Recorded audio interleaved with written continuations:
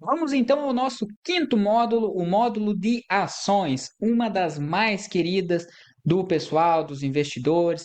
E eu sei que muita gente vai ter pulado os primeiros módulos e vai ter chegado direto aqui. Então, seja muito bem-vindo. Vamos ao módulo de ações. O que seriam as ações? Ações representam a menor fração do capital social de uma empresa, dando ao investidor o direito de participar dos lucros e resultados. São negociadas na bolsa de valores e oferecem um potencial de valorização e dividendos, mas com maior risco comparado à renda fixa. Quais que são os tipos de ações? Então, para quem investe, muita gente me pergunta o que muda a ação final 3, a ação final 4, o que na prática interfere? Temos hoje as ações ordinárias, que são as ações final 3. Supondo Banco do Brasil, BBAS3, é uma ação ordinária.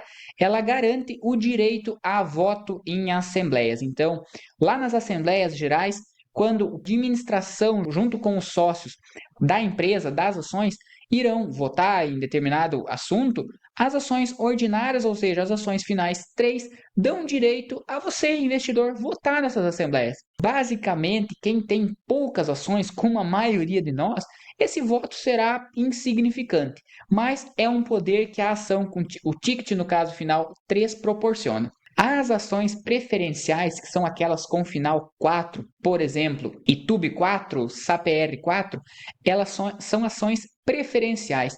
Então, elas dão prioridade no recebimento de dividendos. Porém, não tem esse poder de voto, esse poder de decisão como as ações ordinárias possuem. Então, hoje, por exemplo, tem muitas ações que têm o ticket final 3 e tem o ticket final 4. Por exemplo, Klabin tem a Klabin 3, a Klabin 4 e tem a Klabin 11, que a gente já vai citar. O que muda? A 3 você vai poder votar nas assembleias e a 4 você irá receber mais dividendos. O que é mais importante para nós? Nós que somos investidores minoritários perante os investidores que são controladores da empresa, o voto vai ser insignificante. Eu, particularmente, busco ações preferenciais, que vão me proporcionar um maior recebimento de dividendos. Claro que é importante ressaltar, tem algumas ações preferenciais que não têm uma liquidez tão boa. Então, também é um ponto a ser observado. Não compre ação somente baseado no final dela. Busque também outros indicadores, como é o caso da liquidez. E as units, que são os tickets com final 11, como citado o caso da Klabin, é um pacote de ação que combina tanto ação ordinária e ação preferencial. Por exemplo, a Klabin ela pode ter um combo, a Klabin ou qualquer outra empresa, pode ter um combo, um kit de uma ação preferencial e duas ações ordinárias e negociar esse conjunto de 3 ações em uma unit. Você paga mais caro, mas você já compra esse combo de ações. Quais que são os riscos atrelados a esse mercado? Primeiramente, o risco de volatilidade, que seriam as oscilações no preço, que pode, claro, impactar esse valor que você investe. As ações hoje possuem um risco extremamente volátil. Então, você pode comprar um ativo hoje, de um dia para o outro, esse ativo cair 5%, 10%, até mesmo 15%, e em alguns casos mais bruscos, cair muito mais. A depender de uma notícia divulgada na empresa, um balanço divulgado, uma fraude descoberta, como foi o caso de Americanas, que aconteceu recentemente, que muita gente sofreu impacto negativo, as ações elas podem simplesmente ter um potencial muito alto de valorização de um dia para o outro, como também de desvalorização. O risco de mercado, que são eventos econômicos ou políticos que podem afetar o mercado. Então, por exemplo, uma ação de varejo, como citei o caso da Americana, ela está dentro de um mercado que tende a ter muita influência do setor político, a depender do imposto que o governo põe sobre determinados produtos de varejo, pode ser que a população decida comprar menos. Automaticamente, as empresas de varejo tendem a faturar menos e as ações sofrerem por isso. Então, é um risco atrelado ao setor, ao mercado em que a empresa está situada. E temos também o risco específico, que são problemas internos de uma empresa, como foi o caso de Americanas. Foi descoberta uma fraude contábil e, por consequência, a ação simplesmente derreteu em poucos dias. Por isso que é importante diversificar para reduzir a exposição aos riscos. Volto a dizer, Já citei nos módulos anteriores, a diversificação ela tem que existir em todas as classes de investimento. Seja renda fixa, como foi citado lá atrás, mas principalmente na renda variável, como é o caso aqui. Se você tem todo o seu patrimônio, se você tinha todo o seu patrimônio investido em Americanas, naquele dia que ocorreu aquela fraude, você basicamente perdeu quase todo o seu patrimônio. Se você tinha um patrimônio diversificado entre 20 ações, por exemplo, você perdeu 5% do seu patrimônio, entende? Então o risco é muito menor quando você tem um portfólio bem diversificado, bem estruturado. Tributação. Quais que seriam as alíquotas praticadas nas ações? Nas ações, temos duas formas de negociação. O swing trade, que é o mais conhecido, que é a compra e venda do ativo em dias distintos. Comprei a ação do Banco do Brasil hoje, vendi daqui um ano, swing trade. Vendi no dia seguinte, swing trade. E temos o day trade, que é a compra e venda do ativo no mesmo dia.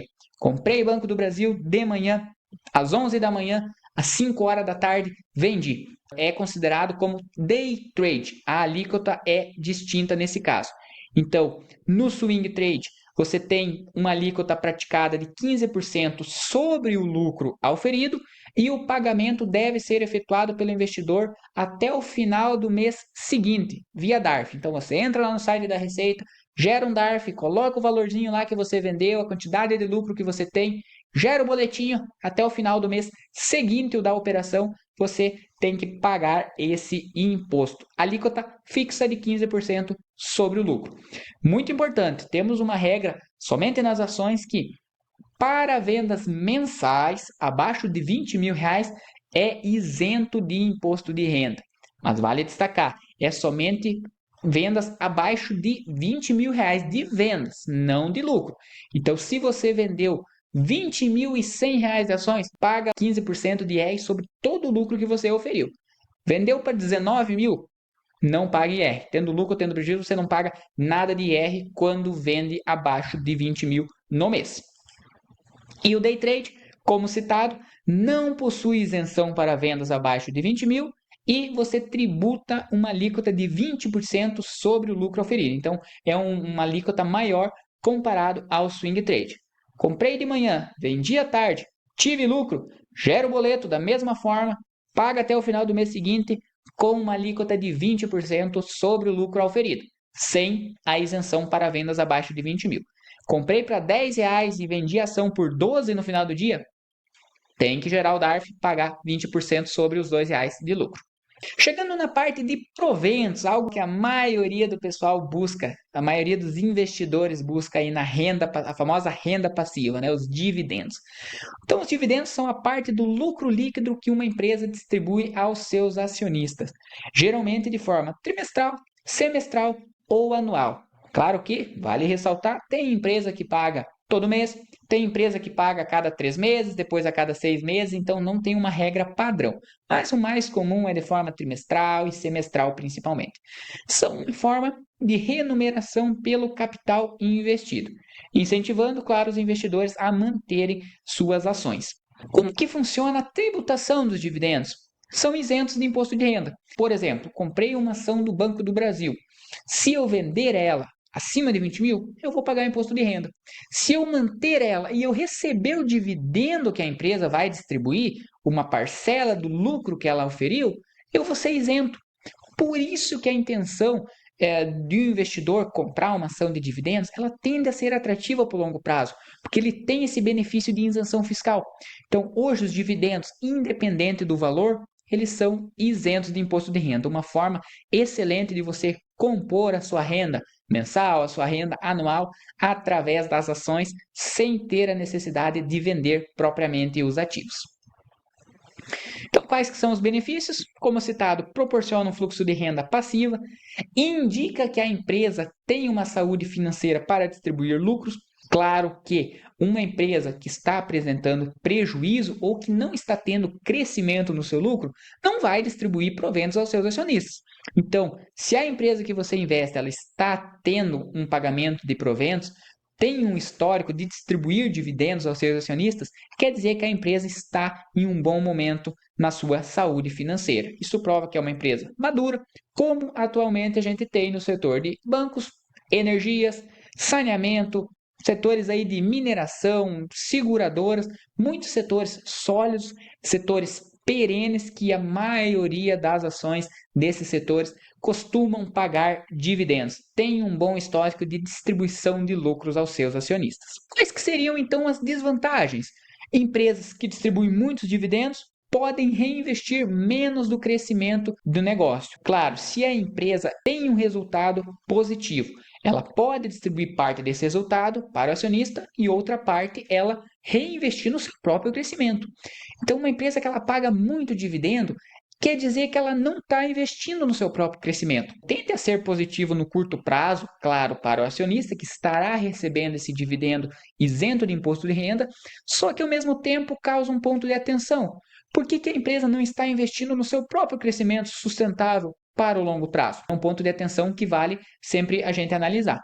E também, dividendos elevados nem sempre significam boa saúde financeira. A empresa pode estar passando por momentos difíceis no seu resultado, pode ter tido um acontecimento não recorrente, uma venda de uma participação, uma venda de algum imóvel que gerou naquele exato momento um lucro, mas é um lucro não recorrente, é um lucro que não veio, que não foi advindo da sua atividade operacional, foi, por exemplo, da venda de um imóvel. E se a empresa distribuir esse lucro da venda do imóvel para o acionista, ok, para o acionista vai ser bom, um dividendo isento de imposto de renda. Porém, para a empresa isso é atrativo?